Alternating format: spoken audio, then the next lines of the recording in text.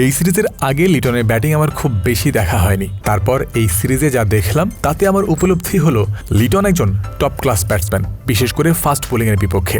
সিলেট টেস্টের তৃতীয় দিনের খেলা শেষে সম্প্রচার চ্যানেলের ডিসকাশনে কথাগুলো বলেছেন পাকিস্তানের ধারাভাষ্যকার রামিজ রাজা। ব্যাট দিয়ে মোনালিসা আঁকছেন লিটন। ইয়ান বিশপের ওই পুরনো কথাটার উপলব্ধিই নতুন করে হলো রামিজের। খুব কাছ থেকে এই ব্যাটারকে দেখে তুলির আঁচড়ের মতো লিটনের ব্যাটের চালনা রামিজের দেশের জন্য যেন হয়ে দাঁড়াচ্ছে তলোয়ারের আঘাত। প্রথম ইনিংসের পর সোমবার আরও একটা সেঞ্চুরি পথে এগোচ্ছিলেন বাংলাদেশের এই উইকেট কিপার ব্যাটার। তা করতে পারলে মুমিনুল হক ও নাজমুল শান্তর পর তৃতীয় বাংলাদেশি হিসেবে এক টেস্টের 2 ইনিংসেই সেঞ্চুরির রেকর্ডে নাম উঠত টি-20 ক্যাপ্টেনেরও।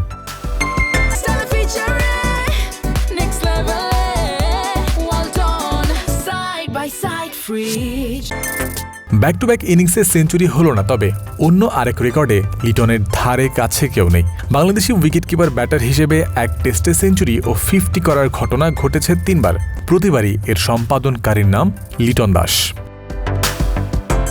সোমবার 69 রানে আউট হয়ে লিটন ফিরেছেন অনুরাগীদের জন্য আক্ষেপের উপলক্ষ রেখে। তবে প্রথম ইনিংসে তার সেঞ্চুরি যে বাংলাদেশকে এই টেস্টে সুবিধাজনক অবস্থানে রেখেছে সেটা আর বলার অপেক্ষা রাখে না।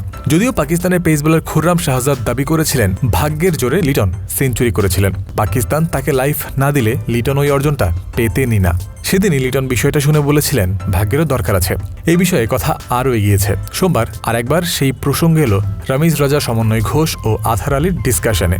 সেখানে রামিজ রাজা কড়া গলায় বলেছেন লিটন লাইফ পেয়েছে এটা তার সমস্যা না, বুঝিয়েছেন লিটনকে লাইফ দেয়াটা পাকিস্তানের সমস্যা। লিটন সেই সুযোগগুলোকে মাইল ফলকে রূপান্তর করতে পেরেছেন, এটা তারই ব্রিলিয়ান্স।